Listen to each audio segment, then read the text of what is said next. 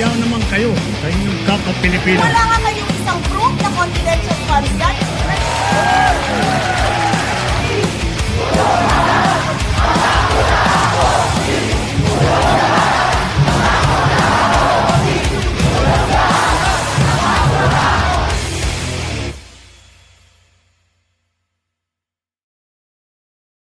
Magandang araw po sa inyo lahat. Ako po si Christian Esguerra and welcome po sa ating special Facts First episode. Ngayong araw po na Miyerkules, ngayon po ay May 13, 2026. Okay, alam niyo po, record itong episode natin dahil maliwanag po yung background natin. Doon sa mga nagtatanong, bakit ba may mga pagkakataon na interview ka na maliwanag yung background, minsan naman live? Sa dami ng issues na tinatalakay natin, especially since last week. So hindi natin mapapagkasya lahat yan dun sa typical time slot natin na sa gabi. Okay, so we need to record some episodes. Ito, isa pong very interesting development dahil meron pong pinakabagong survey kung saan lumalabas na at least kung magkakaroon ng kung gaganapin yung eleksyon sa pagkapangulo at vice presidente doon sa survey period nitong survey firm na ito, tatalunin ng tandem ni Leni Robredo at Raffy Tulfo itong possible tandem of Sara Duterte and Senator Amy Marcos. Okay, yan po hihimayin natin. Pag-usapan natin mabuti. Pero syempre, survey po yung pinag-uusapan natin. Hindi po ito predictive, okay? If at all, indicative lang yan, pero doon sa survey period na kung saan sinagawa yung survey, wag po masyado excited yung mga tao. Okay? Makakausap po natin ngayong gabi, isa po siya Assistant Professor ng Department of Political Science ng University of the Philippines dyan po sa Diliman at siya rin po yung tagapangulo ng Okta Research. Magandang araw, magandang gabi po kay Prof. Ranjit Rai. Magandang araw, magandang gabi. Thank you Magandang for araw, joining us. magandang gabi. Christian, salamat sa pag-imbita. And, Okay. sa ating mga kababayan na nanonood, magandang gabi, magandang umaga. Sige, pag-usapan natin itong survey ninyo. No? In the first place, bakit nagkaroon ng ganitong survey? Yung tandem ng Leni Robredo and Raffy Tulfo versus Sara Duterte and Amy Marcos. Okay, ang importante kasi sa malaman natin kababayan, na ito ay parte pa rin ng first quarter survey namin na ginawa namin noong March 19 to 25. Ang dami hong probes doon, ang daming pag-aaral doon. Isa sa mga pag-aaral dyan, yung pag-test ng mga pangalan as individuals for president and vice president at saka mga tandems. Ginagawa na to ng Okta Research for the last 1 year, more than 1 year na actually. At unang finding namin wala nakakatalo since last year wala po hong tandem nakakatalo sa tandem ni Vice President Sara Duterte at saka Senator Amy Marcos. Until the first quarter of 2026, may tandem na makikita natin alternatibo, makikita natin competitive, at lumamang ng kahit bahagya lang siya, 4 percentage points. So yan yung I think pinakamalaking story. May isang tandem na lumamang sa malakas na tandem ni VP Sara Duterte at Amy Marcos. Ito yung tandem ni for President, former VP Robredo at si Senator Raffy Tulfo. So ang score, 44% sila Duterte Marcos ay 40%. Clarify ko lang, how did you come up with that tandem? Yung Leni Robredo, Raffy Tulfo at saka yung Sara Duterte, Amy Marcos. Kami lang Actually, marami kaming tandems, Christian, na tinetest.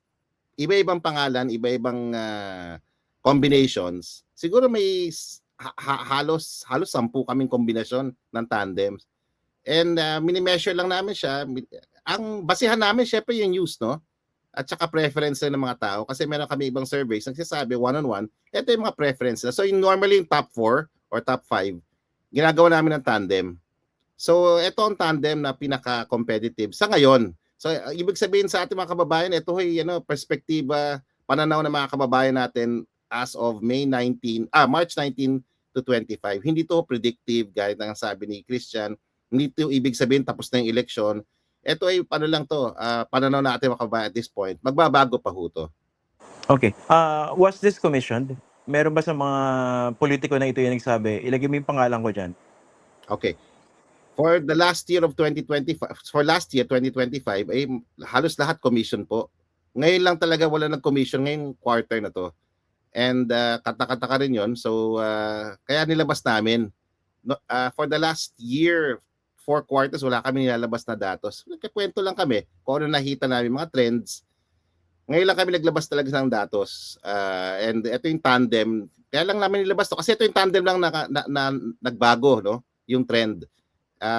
Natalo nila yung napakalakas na tandem ng VP Sara Duterte and Amy Marcos.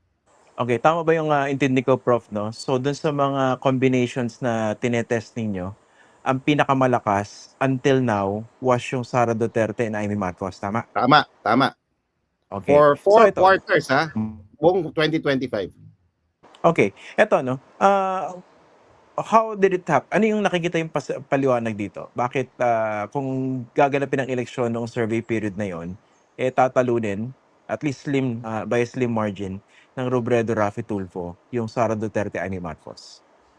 Sige, alam mo, ang hirap sagutin, no? Komplikado siya dahil maraming events na nangyari, no? Pero I think ang pinaka matinding pangyayari yung impeachment. Malaking bagay yan, kasi itong period na to, na-cover na niya yung impeachment, na-cover na niya yung pag-declare ni VP Sara Duterte, I think for the second time, no? Natatakbo siya. And I think to a great extent naka-apekto, no? Sa pananaw ng ating mga kababayan, lalo na yung mga sinasabi nating independents, undecideds, no? At saka yung mga nakatutok. Tandaan natin, no? 69% ng ating kababayan gusto ng trial. Nearly 9 out of 10 Filipinos aware tungkol sa impeachment.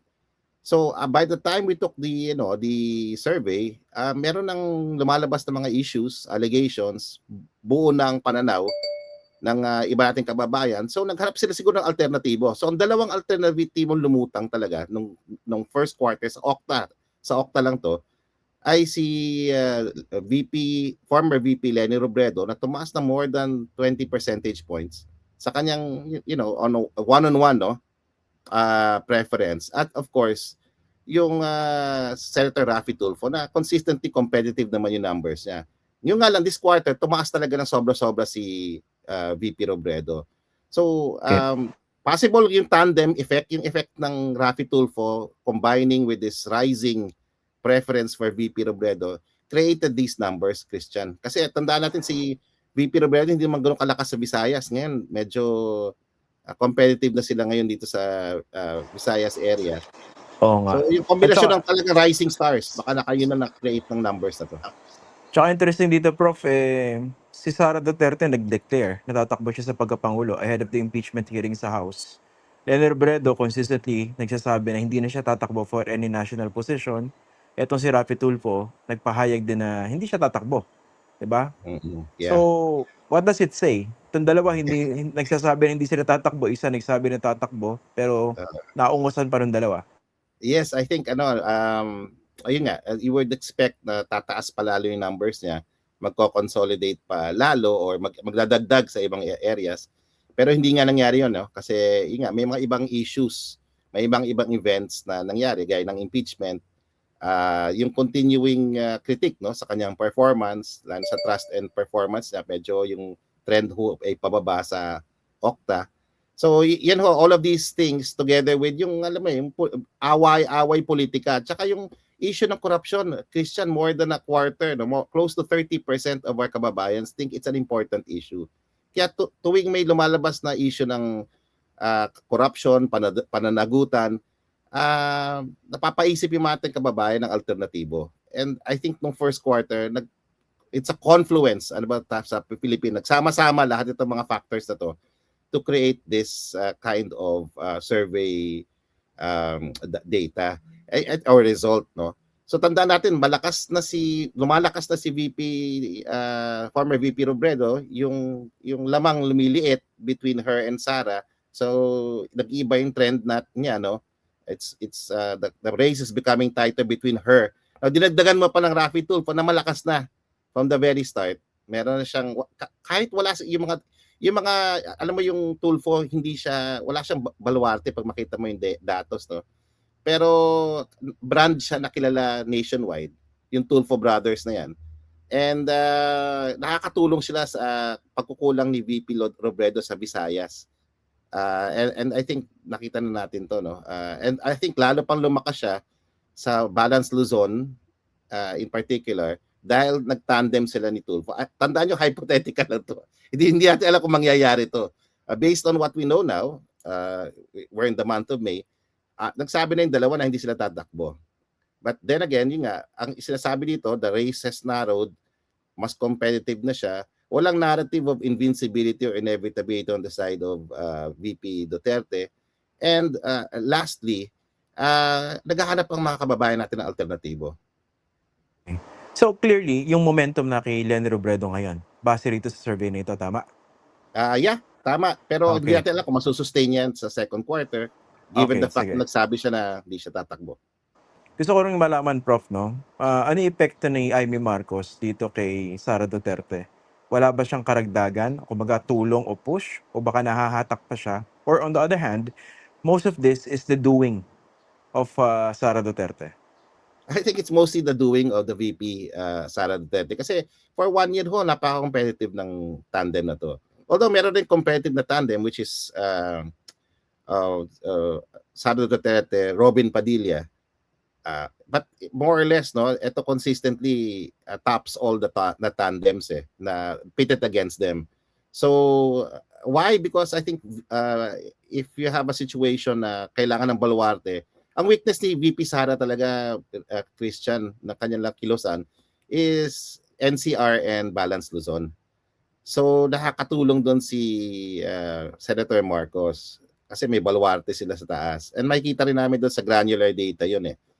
Pero pag sinama mo ng Tulfo yung kabila, Robredo Tulfo, lalong lumalakas, lalong nagko-consolidate yung Balance Luzon and NCR doon sa Duterte opposition na nabubuo na ngayon. So lalong lumalakas kasi may in our last survey nakita niyo naman, di ba? One-on-one. Ayaw ko na ano, tatatandaan niyo pa yun. Nag-one-on-one tayong survey, March 19 to 25. Leni Robredo versus Sara Duterte. Ang gap na lang is less than 8 to 11 points eh. So, kung ano yung weakness ni VP Robredo na sa na natutulungan siya ng ng katandem na Tulfo, lalo na sa Visayas. Kasi doon talaga ang weakness ni VP Robredo. Doon rin naman ang strength ng Duterte, ng kilusan ng Duterte, which is Mindanao and Central Visayas. Consistent pa rin sila hanggang ngayon. Oo. So in short, malaking tulong ng Tulfo brand dito kay Leni Robredo to bridge the gap doon sa areas kung talagang Yes. malakas yung mga Duterte, in particular yung Visayas. Pero pag pinag-usapan natin yung Mindanao, talagang runaway winner dito si Sara Duterte. Consistent po, 86 consistent. versus 5%. Yeah, oo. Interesting yung findings, no? Kahit na nationally, ang lamang lang naman 44-40, 4 percentage points. Pero pag tingnan mo yung regional breakdown, yung NCR ho, Robredo Tulfo 61%. Duterte Marcos 23% lang. So nagma-max out na halos yung pag ito yung tandem, nagma-max out na talaga yung NCR for Robredo Tulfo. Yung undecided 15% na lang. So yung difference, Christian, is 38 percentage points ang difference. So overwhelming talagang NCR is pro, kung ito mangyari, hypothetical, Robredo Tulfo. So sa Balance Luzon naman, Robredo Tulfo 57%, Duterte Marcos 23%.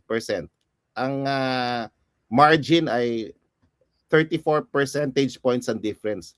So ito ang pinakamalaking numerical advantage ng Tulfo Robredo tandem or Robredo Tulfo tandem.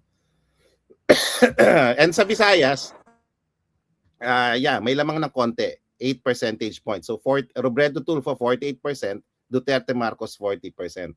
So yun ang medyo doon ang battleground, Christian, kasi meron pa natitirang 13% na undecided. Doon din sa Balance Luzon nagiging battleground dahil ang daming botante dito. Kahit natambak na yung Duterte Marcos, meron pa silang undecided na 20%. So sa Mindanao, klarong-klaro naman, Duterte Marcos 86%, Robredo Tulfo 5%. So talagang napakalaki. Yung yung isang Tulfo name na talaga nag-emerge din, would you also consider that in the future, or did you also consider that yung Leni Robredo, Erwin Tulfo?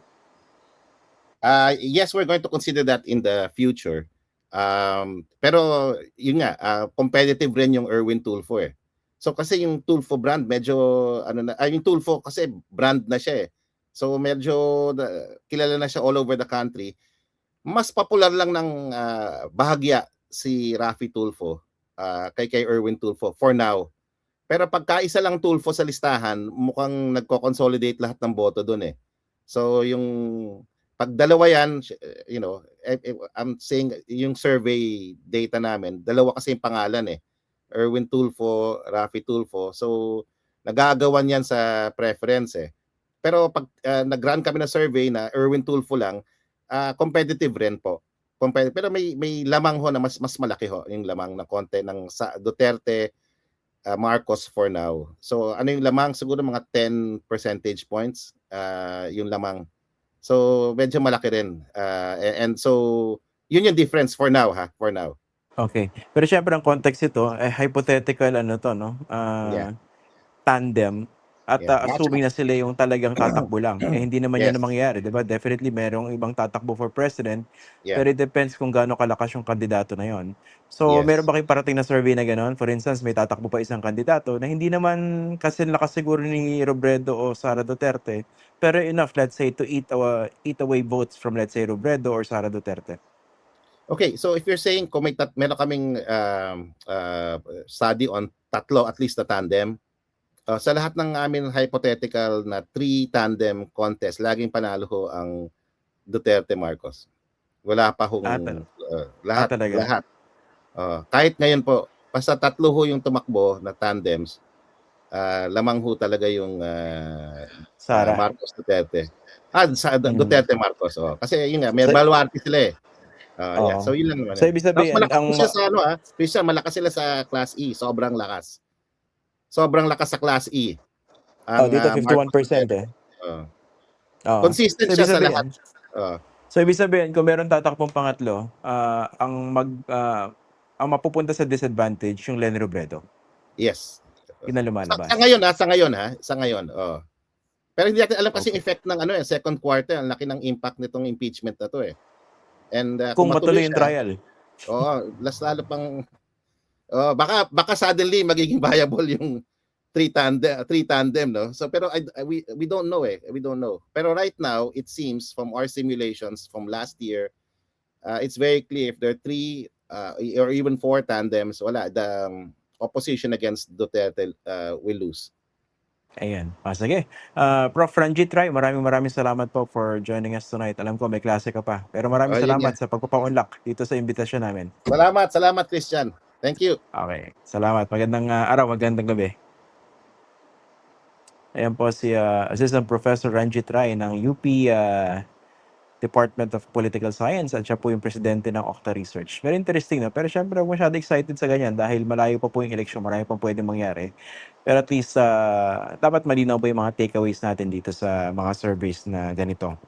So, malakas pa rin yung Sara Duterte brand, pero base rito, kung ginanap yung eleksyon during the survey period of March 19 to 25, may talo yung Sara Duterte at Amy Marcos tandem laban dito kay Leni Robredo at Raffy Tulfo.